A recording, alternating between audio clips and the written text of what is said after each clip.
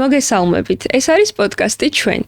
ხშირად გგონია, რომ კომუნიკაცია სიტყვებია.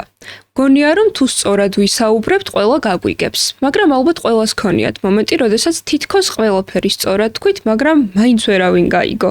ან პირიქით, უსიტყვოდ გაგიგეს. ხშირად ამას ადამიანები ქიმიასაც კი უწოდებთ ხოლმე ერთმანეთს შორის. დღეს ჩემი სტუმარია ფსიქოლოგი, NLP მასტერი ირინა ტაბუციძე. ძალიან დიდი მადლობა, რომ ჩემთან ერთად ხართ. დღეს მინდა რომ ვისაუბროთ ოლფაქტორულ კომუნიკაციაზე, რომელიც არავერბალურია და მაგი დავიწყოთ. და ასევე ნეიროლინგვისტური პროგრამირების შესახებ, რაზეც სხვათა შორის მე საქართველოში ხშირად მოსაუბრე არ მინახავს ადამიანი. ცოტანი ვარ.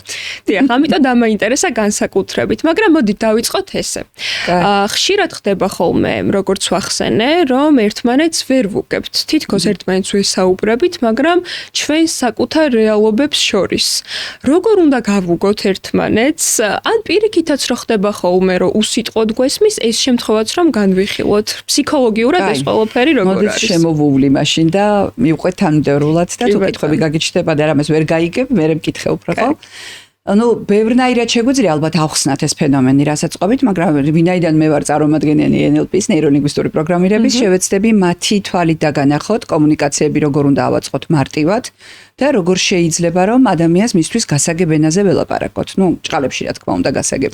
მართლა გვაქვს ხოლმე ესეთი შეგრძნება და ყველას გვაქვს ეგეთი გამოცდილება, რომ თითქოს რაღაცას გიხსნიან, მაგრამ კარგად ვერ იგებ და საკმარისია ცოტა სხვანაირად აგიხსნას. და თითქოს 2-4 ყველაფერი ლაგდება.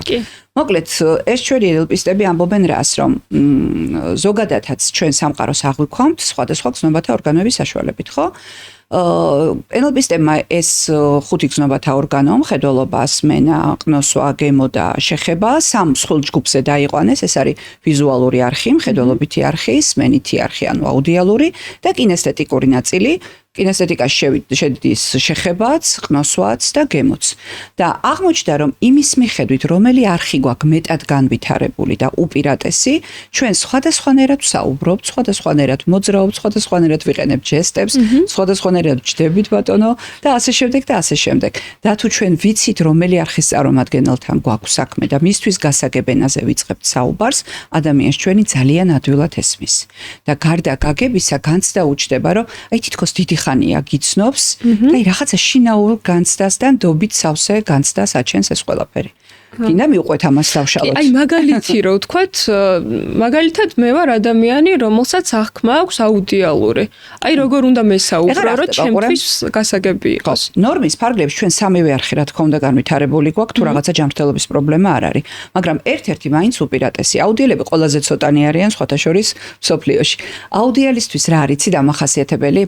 ჯერსტი აი ხშირად ასეთი ადამიანები ღიღინებენ, სულ მუსიკასთან შეხება აქვთ, წამღერებით უყვართ რაღაცების, თქვათ, კიდაც მოყოლა და ლაპარაკში და თქვათ ვერბალური კომუნიკაციის დროს ხშირად სიტუაციას აღწერენ როგორ ესმითიეს და როგორ შეიძლება ამ რაღაცის გაგება.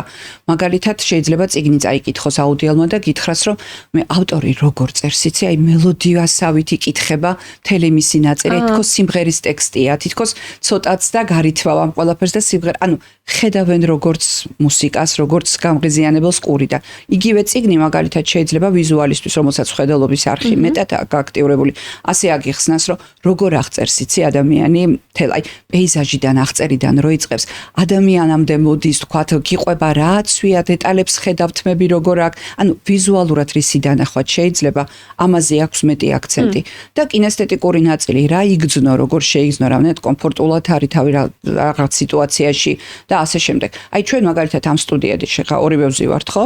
დარწმუნებული ვარ, რომ ორივე ცოტა სხვადასხვანაირი აღქმა გვაქვს ამ რეალობის ჯერცი სხვადასხვა კუთხიდან უყურებთ. ხო, თუ მაგალითად ვიზუალური ნაწილი რა არის? ფერებს დაინახავ, ლოგოს დაინახავ, როგორ არის თქვათ სმენის მიკროფონი განლაგებული, ჩვენ როგორ ვზივართ. სმენელისთვის და აი აუდიალური არხივისაც აქვს კარგად განვითარებული, იმისათვის მნიშვნელოვანია ხმა როგორ ისმის. რამდენად მჟღერია ხმა, თქვათ წამყვანის, სტუმარის, რამდენად ადვილად აღქმადია ეს ხმა, იმიტომ რომ ზოგი ხმა მოგეხსენებათ გამღიზიანებელი. ვიღაცასაც შეიძლება ჩემი ხმა აღიზიანებდეს, ვიღაცა პირიქით მოხიბლული იყოს. ყოველთვის არის ხა მაგისგან ჩვენ თავს ვერ დავიცავთ.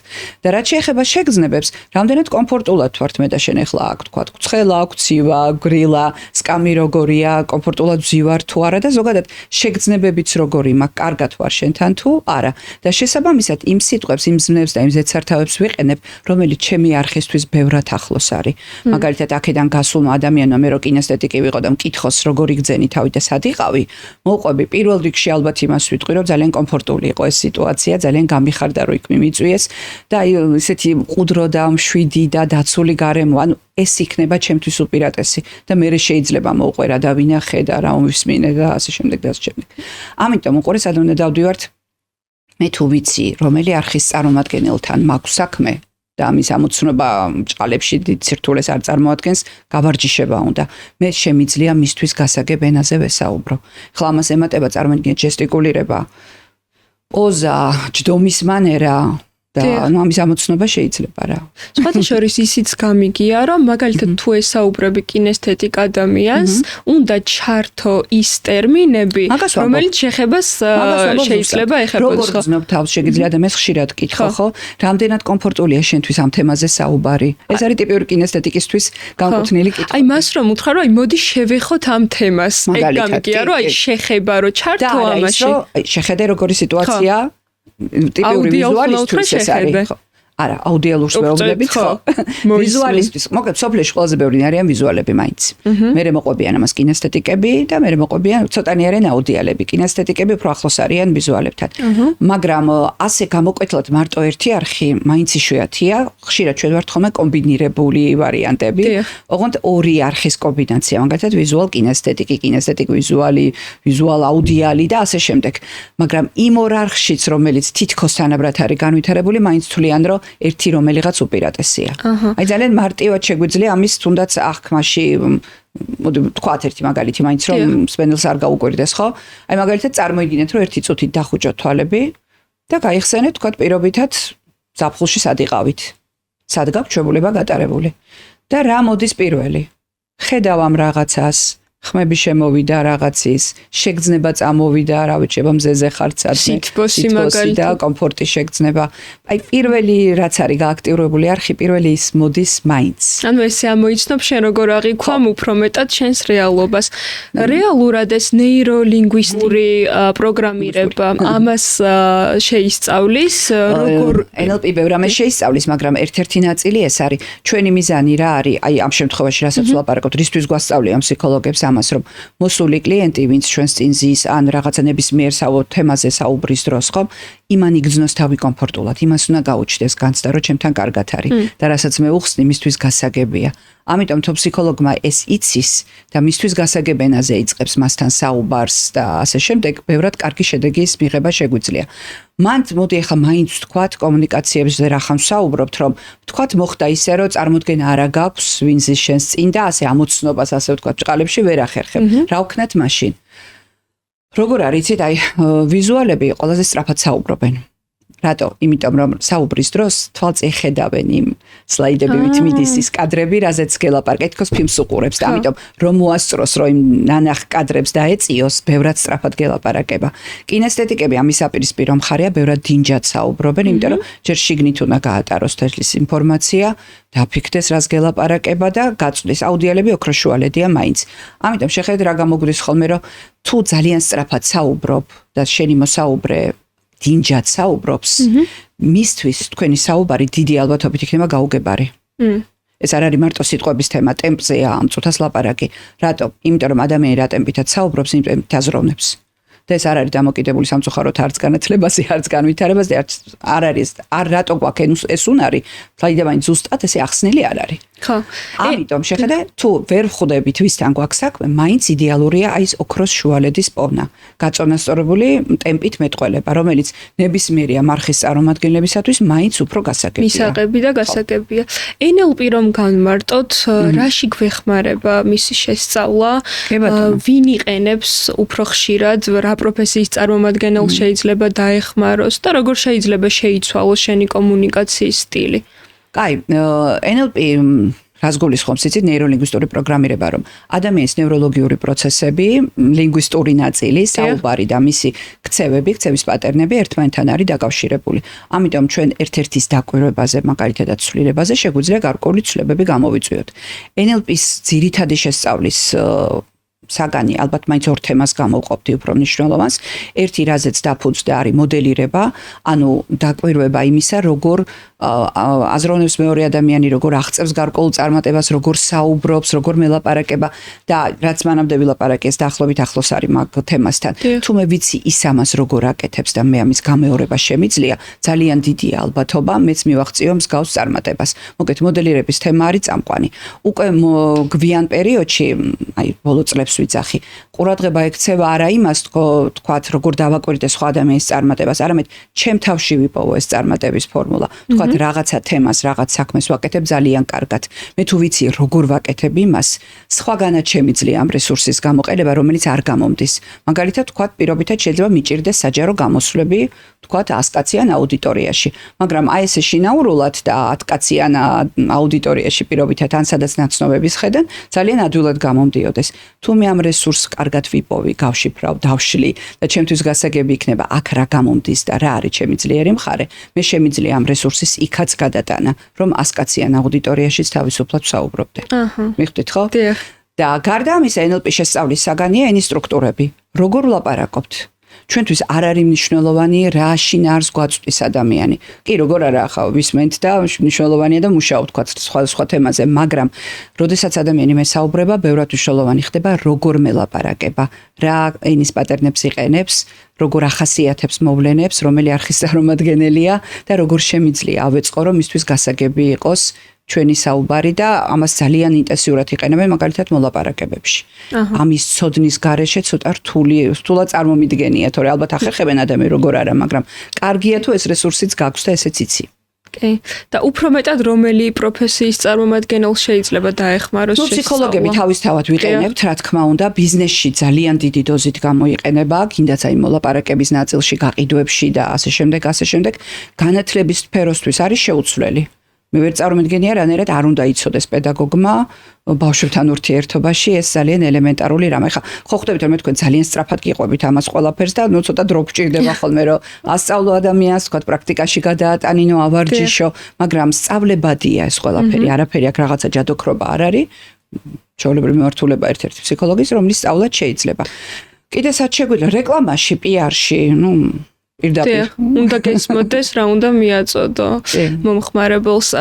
იცით რა მაინტერესებს? შეიძლება რომ NLP ისწავლო ადამიანმა და ცუდად გამოიყენო, მაგალითად მანიპულაცია შეწყო ადამიანებს. არა. ეთქე მოდი რატო. NLP-ს როცა სწავლის ფორმატი როგორია ჩვენ იცი? ტრენინგი რომელიც სტარტდება, ნუ საშუალოდ გულისხმობს 10-12 ტექნიკის სწავლებას. დიახ. ამ ტექნიკებს რო ვსწავლობთ, გარდა იმისა, რომ დემო ვერსიას უყურებთ, თქვათ, ტრენერი როგორ ატარებს, მე წყვილებში ერთმანეთს უკეთებთ ხოლმე. ანუ წარმოგიდგეთ, რომ თქვენ გიკეთებდეთ, თქვენ მიკეთებდეთ. ყველა ვარიანტში მე ჩემ პრობლემაზე უნდა ვიმუშაო, რომ იმ ტექნიკის სწავლება შევძლო. ეხლა წარმოიდგინეთ 12 ტრავმულ გამოცდილებას რო ამუშავებ ტრენინგის მანძილზე. რამდენად კარგად ხარ ბოლოში ხვდები? რამდენად სუფთად ხარ შენ თავთან და ის განზრახვა რომ შეიძლება მანიპულაცია გინდა და რატო უნდა დაჩაგრო სხვა ადამიანი, რატო უნდა იმოქმედო იმაზე, ცოტა აზრს კარგავს. უი რა საინტერესო. ანუ შენ თვითონ იმდენად გადგება რეალურად და უკეთებს. ეს არ არის მარტო სწავლება, ეს არის თერაპიის ნაწილი კიდე. ხა 10-12 ტექნიკა თქვენ ხვდებით რამდენია? ბოლოში რომ გავედით, მაშინ მახსოვს 15 წლის წინ იყო ეგ ამბავი, მაგრამ ვეძებდი უკვე რომ აი ეხლა რაზე ვიმუშაო და ვეღარ პოულობ რა, ხა რამდენი უნდა კონდეს ხო? კი. ძალიან საინტერესოა ასევე ოლფაქტორული კომუნიკაცია ჩემთვის. ხო, გასაგებად რომ ვთქვათ, ეს არის სუნებით აღქმა, ხო, არომატების ფსიქოლოგია. რამდენად დიდი როლი შეიძლება გქონდეს ამას ადამიანის გადაწყვეტილებების მიღებაში? აღმოჩნდა რომ ძალიან დიდი.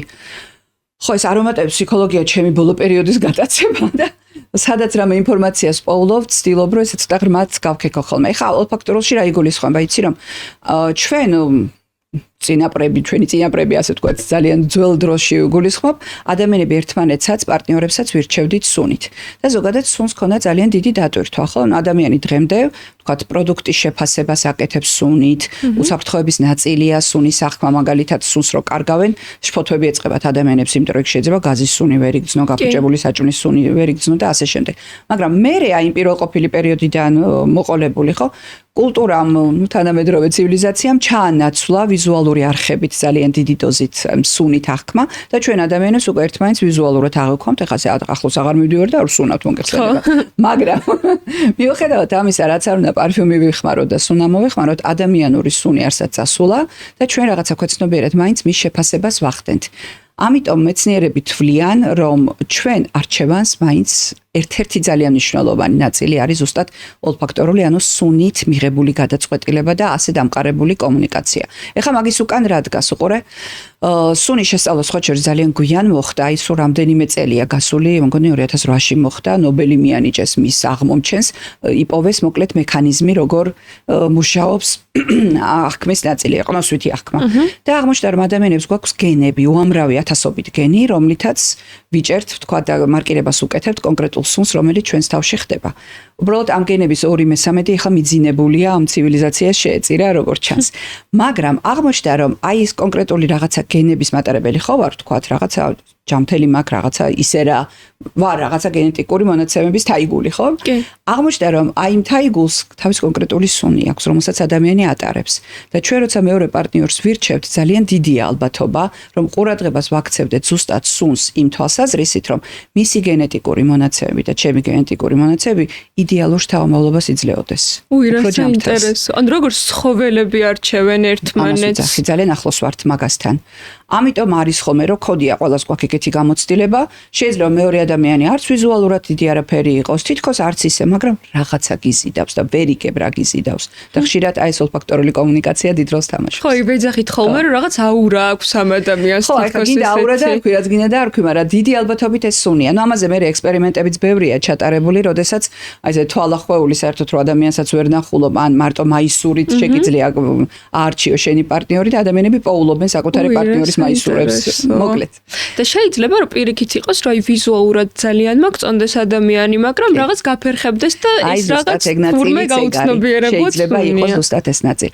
მათ კიდე რა მივამატოთ, იცი, ხა თანამედროვე კულტურამ კიდე სუნამოების თემა შექმნა, ხო? ჩვენ ვილამაზებთ თავს, ასე ვთქვათ, სხვადასხვა სუნით და ნუ გვინდა რომ რაღაცა ინფორმაციის მატარებელი ვართ, ეგეც კომუნიკაციის ნაწილია. ეგეც ოლფაქტორული კომუნიკაციის ნაწილია და გახსოვს ჩვენ ადრე ვლაპარაკობდით ალბათ ამ ჰალო ეფექტზე, არ ვიცი ამდენად გახსოვს ჰალო ეფექტი რა არის? აღქმის შეცდომა, რომელსაც კომუნიკაციისას უშვებთ ხოლმე. იმიტომ რომ რაღაცა რომ მოგვეწონება ადამიანში, მე იმას კიდე სხვა დადებით თვისებებს ვაწერთ. პირველ აღქმაზე მუშაობს, პირველ შთაბეჭდილებაზე ეს ძალიან ინტენსიურად. მაგალითად თუ გითხრეს რომ ეს ადამიანი ძალიან ჭკვიანია და აი რაღაცა განსაკუთრებულად კარგია რაღაც სფეროში, რომელიც ჩვენც მოგწონს, შეიძლება ამას მივამატოთ ჩვენთვის ისე გულში, რომ ალბათ კეთილიც არის, ალბათ კეთილშობილია, ალბათ კიდევ რაღაცეებით დავხუნძლოთ. და ამბობენ ახლა ამ ოლფაქტორულ კომუნიკაციაში, რომ სუნამოსაც შეუძლია დაახლოებით იგივე როლი შეასრულოს ჰალო ეფექტის შექმნას. ანუ, როდესაც ვიღაცის სუნი, ასე სუნამო ძალიან მოგწონს, შეიძლება სხვა კარგი დადებით თვისებებიც მივაწეროთ იმ ადამიანს და თქვათ მოლაპარაკებებში, კომუნიკაციებში ამან ძალიან დადებითი როლი ითამაშოს. ანუ შეიძლება ნდობაზეც კი კონდეს ამას გავლენა. სხვათა შორის, რასაც დავკვირვები ვარ მე როგორც ადამიანი, შეიძლება ბევრი რაღაც დამავიწყდეს, მოგონებები დამავიწყდეს მაგალითად, მაგრამ იმ სუნმა გამახსენოს წლების წინანდელი მოგონება. სუნი არის ყველაზე ღრმა უბნებში, აი იმ რეპტილურ ტვინში მოქცეული, პირველ ყოფილი ინსტინქტების დონეზე დასული და თან მიბმულია ძალიან ემოციებს. ყველაზე მოკლე გზა, ამიტომ არანაირი რეკლამა ისე ეფექტურად არ მუშაობს ვიზუალური, როგორც ყნოსვითი ერთი თუ შეგიძვრათ ხვერში, მერე გამახსოვდება და გამახსოვდება. და რა სურნელი ითვლება ყველაზე მიმზიდველად?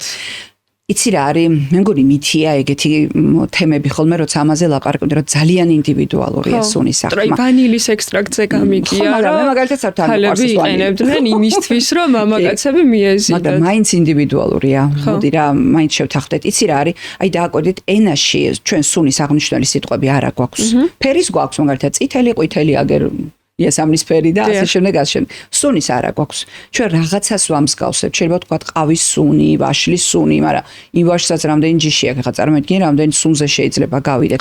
ამიტომ ვანილით შეიძლება სხვადასხვანაირად აღიქმებოდეს და სხვა ნივთიერებათან კომბინაციაში კიდე სხვა შეხედულება ქონდეს. მაგრამ ძალიან ზოგადად მაინც მოდი ვთქვათ, რომ ეს სამი პოპულარული სუნი არსებობს, რომლებიც ადამიანების დიდ უმრავლესობას მოწონს. იცი რა სუნები ესე? ხო, ერთი ვანილია, მეორე? ყავა. და მესამე გაუმცხარი პურის სუნი. რომელიც ძალიან მიმზიდველი. მაგრამ სუნამოებში იყენებენ ამ ნოტებს. პურს ვერვის გამოვიყენებთ, მაგრამ კაფეებში, რესტორნებში და კვებით ობიექტებში ფანტასტიკური შედეგი აქვს. ვანილის სუნი და გამომცხვარი ფქვილის სუნი, ზოგადად ცომის სუნი, ძალიან მიმზიდველი და შეიძლება იმაზე მეტი იყიდო და შემოგეჭამოს, ვიდრე მანამდე ფიქრობდი. ხო, სხვათა შორის არ ვიცი რამდენად დადასტურებულია ეს ფაქტი, მაგრამ გამიგია რაღაც ისტორიული წყაროებიდან არსებობს, რომ ნაპოლეონი იყენებდა როზმარინის სურნელს და ეს როზმარინის სურნელი ხო არ ვიცი ესე მე როგორც ვნახე ესე ეწერა რომ მისი ძალაუფლების გამომხატველი იყო იმიტომ რომ ძალიან დიდი რაოდენობით იყენებდა თვეში დაახლოებით 100 ლიტრამდე იყენებდა ნაპოლეონი. ნუ მაგალითად ისიც ვთქვათ რომ მაინც ცოტა ჰიგიენასთან კარგად არ იყვნენ იმ პერიოდის ადამიანები და შეიძლება ამის დასახშობადაც იყენებდნენ მაგრამ ესეც ინდივიდუალურია მისთვის შეიძლება როზმარინის სუნი ესე თქვა ასოცირებას ახდენ და ამ ძალაუფლებასთან და ძალასთან. ხო, ეხლა მაგალითად ხის სუნები, წიწვოვანი სუნები უფრო სიძლიერის მაჩვენებელია, ვიდრე თქვათ ვარდის სუნი, რა თქმა უნდა, ეხლა სადღაც გვირილის და მსგავსი სუნი ვერ მოგცემს აი ამ ძლიერების განცდას და ამ თვალსაზრისით შეგვიძლია რა თქმა უნდა სუნები დავყოთ ერთმანეთისაგან. შეიძლება თვითონ ეს როზმარინი ძალას არ წარმოადგენდეს, მაგრამ როცა თავდაჯერებულად გრძნობ შენ თავს ალბათ იმ სურნელში, აი მე მაქვს სუნამოები, რომელსაც რო დავისხავ, აი კარგხასიათზე ვარ და შესაბამისად მივედით და მოდი ეხლა მივაყოლოთ. ეგ არის ღუზის ეფექტი, რომელსაც ენერგისტები ძალიან მშვენივრად ვიყენებთ. ეს რა არის უყურე, როდესაც რაღაცა შეგრძნება შენი მდგომარეობა, გარკვეულ გამღიზიანებელს და რაღაც სენსორულ გამღიზიანებელს უკავშირდება. მაგალითად, თუ რაღაც მომენტში მე კონკრეტული სუნამო რომ ეს ხარ, თავი კარგად ვიგძენი, რაღაც წარმატებული ნაბიჯები გადავდგი იმ დროს და კარგად ვარ რა, ეს ძალა მოვიდა, თავდაჯერება მოვიდა. ძალიან დიდია ალბათობა, რომ სხვა დროსაც როცა მე მსგავს სუნამოს გამოვიყენებ, იგივე სუნამოს გამოვიყენებ, ჩემთვის ეს განწყობა გაცოცხლდეს. ხუზა მიეწეპა ეს შენი სუნი ჩვენს შინაგან მდგომარეობას. და შეიძლება მოიზიდო ეს კარგი ენერგიები. რატომაც არა. იმიტომ რომ ხო განწყობაზე რამდენია დამოკიდებული. მაგალითად სუნამოს გამოყენება თუ შენთვის ესეა. სხეულის ენასაც რომ შევეხოთ, როგორც ვიცი ძალიან მნიშვნელოვანია სხეულის ენაც, იმიტომ რომ ხშირად გამოხატავს, შეიძლება ისეთი რაღაც გამოხატოს სხეულის ენით, რაც შენ თვითონაც არ იცი საკუთარ თავს ესეა. ხო, ჩვენ ვაკონტროლებთ ყველაფერს, რა თქმა უნდა. ძალიან ისე რომ ვთქვათ, ეხლა ცოტა შორიდანაც რომ მოუვაროთ, ჩვენი კონტროლი ადვილია, სხეულის კონტროლი, რასაც ვხედავთ. ანუ ხელებს ყველაზე ადვილად ვაკონტროლებთ, თვალთახედვის არეშია და ნუ ვიცი რომ შემიძლია ჯიბეში ჩავიყო, ბოლო-ბოლო არ ამოვწიო და არ გამოვიყენო ჟესტიკულაციისთვის და ხელების გარდა ჩვენი კონტროლი თავიდან ბოლომდე ნელ-ნელა მცირდება. ანუ სახეს და მსხვილ მიმიკებს კიდე ასე თუ ისე ვაკონტროლებთ, სხეულსაც პრაქტიკულად ვეღარ ვაკონტროლებთ ფეხებს. ამის კონტროლი მით უმეტეს როცა საუბრობ და ვთქვათ რაღაცაში ხარ ჩართული სპეციალურად თუ არ დაიხედე და არ გაამახვილე ყურადღება ფეხებზე კონტროლი თითქმის აღარ არის. ამიტომ არის ხოლმე ხშირად შევიდეობი ნანახი გაქვთ პოლიტიკოსებს რო იხილავენ ხოლმე მოლაპარაკებების დროს ფეხის წვერები საითა აქვს, პარტნიორის კენა აქვს თუ უკვე სხვაგან არის და წასულია და დაკარგულია ასეთი ადამიანი და ასე შემდეგ. მოკლედ სხეულის ენა მაინც უფრო სანდოა ვიდრე ვერბალური ნაწილი. რა თქმა უნდა. თუ ვაწყდებით სიტუაციას, რომ ადამიანი რაღაცას გვიყვება, მაგრამ ის სხეულის ენა არ შეესაბამება იმას, რაზეც გველაპარაკება, აქ მართალი და სწორი არის სხეულის ენა. მაგალითად, ცოტა უტრირებულად გავაკეთოთ, მაგრამ როგორ ხარ ადამიანს რო ეკითხები და ბედნიერი ვარ, კი, კარგად ვარ. ძალიან გასაგებია, რომ დიდ ბედნიერებასთან აქ საქმე არ აქვს და მისი სხეული უფრო მართალ ინფორმაციას გვაწვდის, ვიდრე ასე შემდეგ. დაიჩვერო დავიწყეთ იმ არხების ანალიზით, რეპრეზენტაციულ არხებს ვეძახით, ვიდეო, აუდიალური, ვიზუალური და კინესთეტიკური. პირდაპირ შეგვიძლია ახლა ეს თემა გავაგრძელოთ უკვე სხეულის ენაზე და სხეულის ენით ამოვიცნოთ, რა ტიპის ადამიანთან გვაქვს საქმე. მაგალითად, ჟესტიკულაციის თემა. აუდიალები, ვიზუალები ხშირად ხელს ხმარობენ აი თვალის სიმაღლეზე. თვითონაც ხედავენ ხელებს. ამიტომ ჟესტიკულაცია აი აქ აქვთ. ხო. აუდიელებს აქვთ შუა ნაწილში. სადღაც აქ იყენებს ხელს. კინესთეტიკის ხელები როგორც წესი ქვევით არის, მაგრამ თავი კიდე რა არის, რომ რამე საყრდენი თუ აქ აუცილებლად ეყრდნობა და რაღაცას კიდებს ხელს. ან შეიძლება რამე ნივთი ეჭიროს ხელში და ბევრად ადვილად გელაპარაკოს, როდესაც რაღაც ნივთთან შეხება აქვს და შეგრძნება აქვს, ხო? სიარულის მანერა, მაგალითად, ვიზუალები დადიან სწრაფად და მოკლე ნაბიჯებით. მაგალითად, ქალი რო გაივლის, კარგი ვიზუალი, გამოკვეთილი ვიზუალი. შეიძლება იყოს ქუსლებით. როცა მაგალითად კინესთეტიკი მეორე ის არის ბევრად უფრო მყარი ნაბიჯები აქვს, ძლიერი და დიდი შუალედებით დადის. ერთ იგივე მანძილი, მაგალითად ვიზუალი თუ სადღაცა რა ვიცი, 30 ნაბიჯში გაივლის, კინესთეტიკმა შეიძლება 20 ნაბიჯი, ან უფრო ნაკლებიც საკმარისი იყოს. აუდიელები უფრო შუაში არიან ხოლმე როგორც წესი. და დგომის მანერა ურთიერთობის დროს ვიზუალი აუცილებლად გიდგება ისეთ მანძილზე, რომ თუ რამეა თავიდან ბოლომდე შეგხედოს. და როგორც წესი ასეც იქცევიან, ახლა ქუჩაში ახლობელი თუ გინახავთ 28 ხედავს და ხედავს. კარგად ჩაგეთვალის. თმის ღერებიც ის და მე იწყებს კომუნიკაციას. კინესთეტიკისთვის ეს არ არის მნიშვნელოვანი. კინესთეტიკი აუცილებლად დადგება ისეთ მანძილზე, რომ თუ დაჭირდა შეგეხოს. ან შეიძლება ჩამოგიკიდოს ხელზე ან ხარზე, ან აი ეს შეხების მოთხოვნილება. და ეხლა წარმოგიდგენთ ესეთი ორი უკიდურესობა რო ერთმანეთს ხვდება, რა ხდება წარმოგიდგენია? რომ ვიზუალებს არ უყვართ, ცდილობენ რომ მანძილი მეტი კონდეს, ის მიდის და მიდის ახლოს და რაღაცა შინელება ახლა. ამიტომ ნებისმიერ ურთიერთობაში და კომუნიკაციაში აქაც ოქროს შუალედს ვიცავთ. ადამიანის არც პირადი სივრცე უნდა დავარღვიოთ და თუ გვაქვს მაინდა-მაინც მოთხოვნილება რა უცხოს შევეხოთ, ცოტა უნდა ვაკონტროლოთ.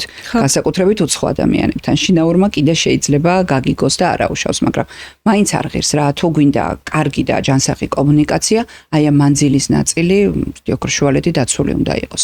ოქროს შუალედს რას ვეძახი ახლა ახლობელ ადამიანებთან ეს შეიძლება იყოს თქვა 80 სანტიმეტრი მეტრის პირადი ზონა, რასაც ქვია, ეს ინტიმური კიდევ ნამეტანი მოკლე. და ერთი ხელის გაშვერაზე როგორც მეგობრებს უნდა იყოს, ხო. ურთიერთობთ მეგობრებთან, აი სოციალური მანძილი ცოტა უფრო მეტია, აი ჩვენსავით ან შეიძლება ოდნავ მეტიც.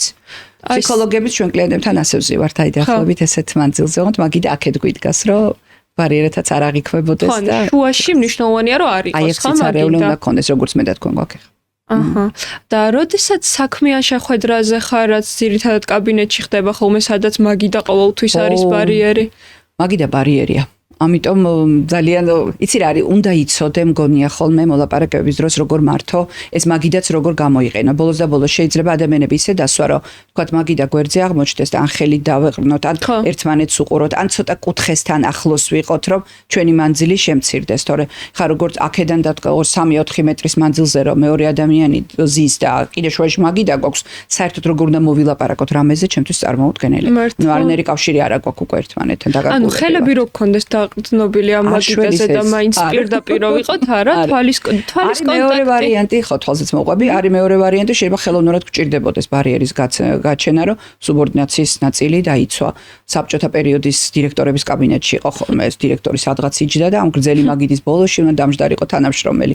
ნუ ეგრძნო მისი დიდებულება, ახლა ეს სხვა თემა. ეხლა რაც შეეხება თვალებს, როდესაც ჩვენ ვიზუალურ ხატებზე ვლაპარაკობთ, აი ისი წარმოსახვა და წარმოდგენაც შეგვიძლია, ჩვენი თვალი ზედა ნაწილში მოძრაობს. ზევით ვიყურებით როგორც წესი, ბავშვებმა იციან ხოლმე გაკვეთილი რა ვიწყდება და სადღაც ზევით რო იყურება. იმიტომ კი არ იყურება, მასწავლებლებრივი ჩხუბებიან რაბუზებს ითვლი, არა, იხსენებს ძალიან მშვენივრად. ხა კიდე ცალკე თემა მოგონებები, მოკლედ, ეგ ძალიან რო აღარ გავართულოთ. უნდა წარმოიდგინოს და გაიხსენოს ახლა ის ადგილი, წიგნის ის ფურცელი, სადაც ის ლექსი ეწერა, ის ნაწარმოები, რაც აქ ნასწავლი, რომ აღდგენა მოახერხოს. თვალის მეხსიერებით რაც აქვს ჩაბელი. ანუ გამოჩნდებით ვიყურებით, როცა რაღაცის გახსენება გვინდა და აღდგენა ვიზუალური ხატებს. აუდიალური მუსიკის მოსმენის დროს, მაგალითად, მუსიკის წარმოდგენის დროს, ჩვენი თვალი აი შუა ნაწილში მოძრაობს. ჩვენ მუსიკას რო ვუსმენთ, შეიძლება რომ ამან აი ესე იმოძრაოს.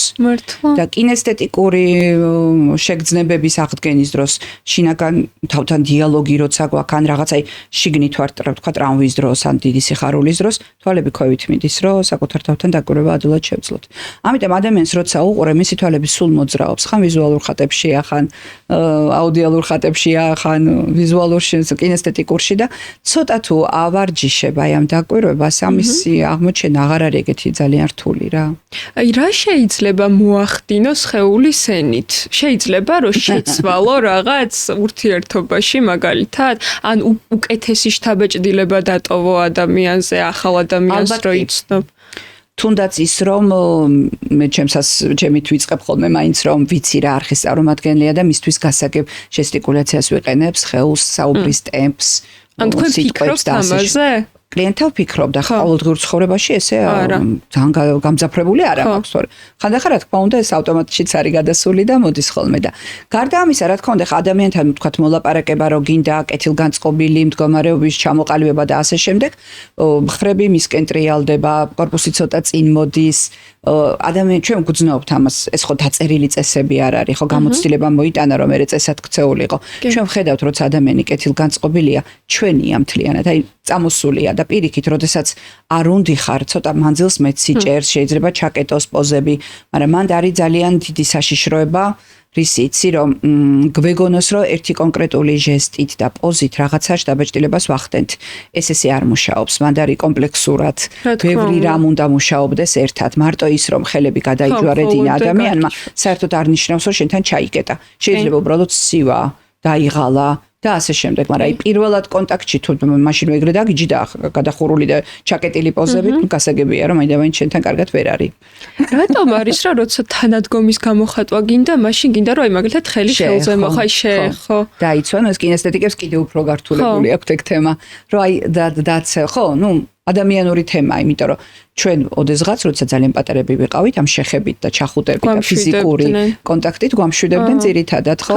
ეგ ბერს აქ ძალიან კარგად აღწერილი სხვათა შორის და თუ დრო გვაქვს ერთი ორ სიტყვას ვიტყვი რომ ჩვენ როცა პატარები ვართ სიყვარულის გამოხატვა გვაქვს ზუსტად აი ესე შეხებით და ჩახუტებით და სენსორული გამღიზიანებლებით ასე თქვა და რო ვიზდებით ახლა ასე ხშირად არ მიგვეხუტება კარგ ვარიანტში ერთი-ორი ადამიანი დაგრჩება ცხოვრებაში, ხო?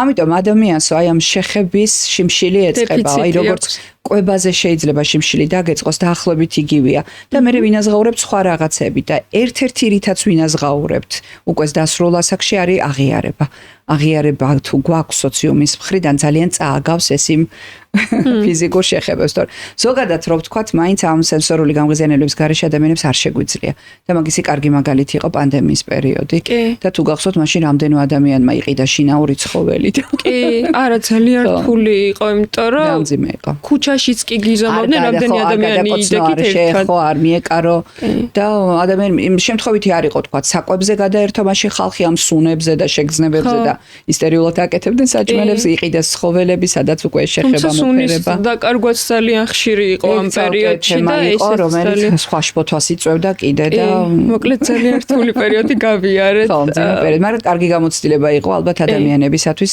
რა შეიძლება დააგაკეთოს და რაღაცების გასააზრებლად კი ნამდვილად სიცრუეზეც რომ თქვათ ერთი-ორი სიტყვით როგორ შეიძლება რომ ამაში გამოიჭირო ასე ვთქვათ ადამიანი რა უხეშად ყიდის ყველაზე მეტად ადამიანს ამ დროს ხო არის ეს გავრცელებული ნიშნები რაც ყველა ლიტერატურაში და ყვითელ პრესაში წაწყდებით რომ ვთქვათ იქ ცხვირზე ხელი მოიკიდა ზოგადად სახესთან შეხება მაინც არ არის კარგი იმიტომ რომ აი უხერხულობაზე სიცრუეს და დამალვაზე შეიძლება იყოს თვალის პატერნები მაინც ყველაზე მუშა ნაწილია ამ ამბავში და ვთქვათ ეგ ამბავიც მაშინ ხო ჩვენ როგორ ვართ იცით რომ აი აქეთ მარცხენა მხარე როცა მარცხნივი ხედებით გვაქვს მოგონებების ნაწილი მაგალითად მარცხნიდან ზევით ხედვა არის რა ქონდა და რა უნდა გავიხსენო სად მაქვს მაგალითად კარადაში სადღაც რაღაც წითელი კაბა მარჯვენა მხარე არის წარმოსახვების მხარე, რომელიც არ მაქვს და უნდა წარმოვიდგინო, როგორ კიდია ჩემს კარადაში რაღაც. ეხლა წარმოვიდგინოთ ადამიანს ეკითხები, რომ წითელი კაბა გააქვს? კი, მაქვს, კი. ანუ მან წარმოიდგინა და არა გაიხსენა ის, რაც ან თუ იმ მხარეს გაიხედა, სადაც წარმოსახვა. ცოტა რთულია ხა თვალზე დაკვირვება მესმის, რომ გავარჯიშება უნდა ამას, მაგრამ ერთ-ერთი კარგი ინდიკატორია. ამას გავითვალისწინებთ, მაგრამ მაინც ძალიან კარგი. კი. და ტყუილის დროს ადამიანი თავს უხერხულად გზნობს, ნუ ნორმის ფარგლებში თუ კარგი პროფესიონალი მატყუარა არ არის, ხო? იგივე ის ცხვირზე მოკიდება მართლა ღიზიანდება აქ აღმოჩნდა ცხვირის ბოლოს ნერვული დაბოლოებების არ არის შემთხვევით ეს პინოქიოს ეფექტი. და მართლა გვეხანება. შეიძლება გაგეზარდეს კიდე. ნუ უხერხულად გომა ვთქვათ, რაღაცა მორიდება თვალების აქეთ-იქით ცეცება. ეს არის აი ბავშვებს ხშირად მოздით ესე და ბავშვებზე ადვილია ამის ამოცნობა და როცა ადამიანი პროფესიონალი მატყუარა ხდება, იქ ცოტა რთულია. ანუ თქმა იმის, რომ მე ოდესმე ვისწავლი და არასდროს არავინ მომატყუებს, ცოტა ნამეტანი თავდაჯერებაა რა. არა, შეიძლება რომ მოგვატყუონ კი, იმიტომ რომ ადამიანს ამის უნარი აქვს. წეგან ფეხები ახსენეთ და ფეხების პოზიციას რა მნიშვნელობა აქვს? შეიძლება რომელიღაც სხვა მხარეს რო არის, ეს კიდე რაღაცას გვეუბნებოდა შეტრიალება. ესკენ არის, ეხლა თუ სხვაგან არის. ჩემსკენ არის. ანუ ეს ერთ-ერთი მაჩვენებელია იმის რომ მე აქ კარგად ვარ, მე ჯერჯერობით წასვლას არსად არ ვაპირებ და ვზივარ და გეკონტაქტები. ხარ ესე რო ხარ? ნუ დაახლოებით ხო.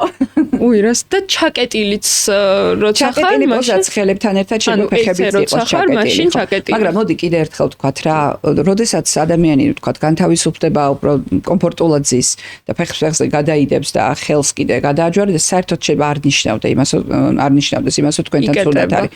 უბრალოდ ასე ნუ ენერგიის დაზოგვას ახდენს, კომფორტულად ზის ჩვევაშია გადასული. მაინც ვაკვირდებით ხოლმე პირველად ეფექტს აი შემოვიდა და გვიჯდა როგორ ზის.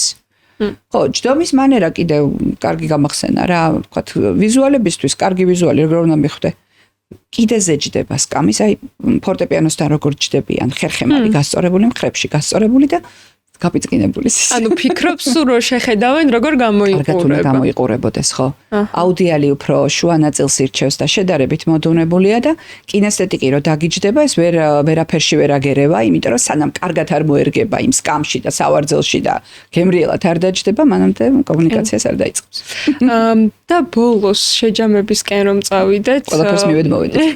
და მე ვკითხე ჩემს გამომწერებს ყველაზე მეტად ამ თემებში რა აინტერესებდათ და ესეთი რაღაც მკითხეს.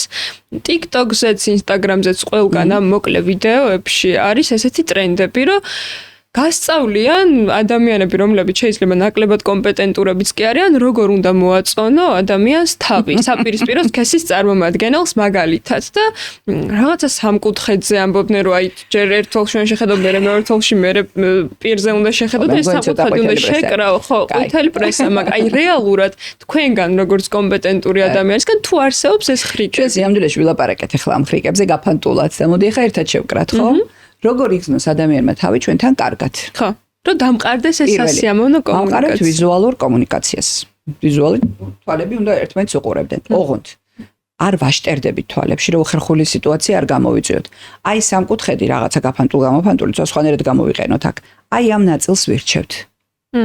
ანუ თვალები, ნიკაპი, სადაც აი მზერა გაფანტულია, თვალი აი სადღაც აი აქ. ასე დროს არც ის ადამიანი წუხდება და არც ყურება აღარ არის უხერხული. მოგეთ მიშტერება ძალიან ცუდი თემაა. საუბრის დროს პირველი რასაც ვიჭერთ, ალბათ მე მაინც ვიტყოდი, რა ტემპით საუბრობს ადამიანი, usminეთ. და შეეცადეთ მაქსიმალურად მის ტემპზე დაჯდეთ. ერთ ტემპში ვისაუბროთ. მისთვის გასაგებ ტემპში ვისაუბროთ. ამის ნაწილია კიდევ პოზის არეკვლას ვეძახით, როდესაც დაახლოებით შეეცადეთ, რომ ერთნაირად ვიჯდეთ. ეხლა მე და თქვენ მეტნაკლებად ერთნაირად ვივართ. როდესაც ჩვენ კარგად ვართ ადამიანთან, ეს ბუნებრივად ხდება. მაგრამ შეგვიძლია ეს ვაკეთოთ ხელოვნურადაც, ხო? გარდა ამისა მივაქციოთ ყურადღება როგორ საუბრობს, რა სიტყვებს იყენებს, ხშირად არის საკვანძო სიტყვებს რო ვეძახით ხოლმე, ვთქვათ რაღაცის აღწერისას შეიძლება სპეციფიკურ ტერმინებს იყენებდეს ადამიანი და კარგია თუ იგივე თემის აღწერისას თქვენ იგივე ტერმინით გააგებინებთ რაღაცას, მისთვის ეს ბევრად ნაცნობი და ბევრად გასაგები იქნება. სიარულის დროს, ურთიერთობის დროს, მანძილების რეგულირება, პოზის არეკვლას იმასაც ვეძახი, როდესაც მივდივართ, შეგიძლიათ ისიც აკონტროლოთ, რომ ნაბიჯები ერთი სიგრძის და ერთი ტემპის გადავდგათ და ეს უკვე სინქრონში მოვდივართ იმ ადამიანთან და კარგად გრძნობს ეს ადამიანი ჩვენთან თავს. აქ მოდი მაინც თქვათ რა, ეს არ არის манипуляცია. ჩემთვის ეს არის მეორე ადამიანის პატივისცემა, რომ მან თავი ჩემთან კომფორტულად იგრძნოს. და თუ ასე ვუყურებთ ამ ყველაფერს, ძალიან კომფორტულიც არის საკეთებლად, არ არის შემაწუხებელი და ხიხარია როცა ეს გამოგდის. ძალიან დიდი მადლობა. ვფიქრობ, რომ ძალიან საინტერესო თემებზე ვისაუბრეთ. შეიძლება გაუცნობიერებოთ, მაგრამ ყველას გვაქვს, ყველა ამოიცნობდა საკუთარ თავს რაღაცაში მაინც. დიდი მადლობა, რომ გვიყურეთ. თქვენ კიდევ ერთხელ დიდი მადლობა, რომ მობრძანდით და თუ მაგეწონათ ეს ვიდეო, გთხოვთ მოიწონოთ და გამოიწეროთ ჩემი არხი. ნახვამდის.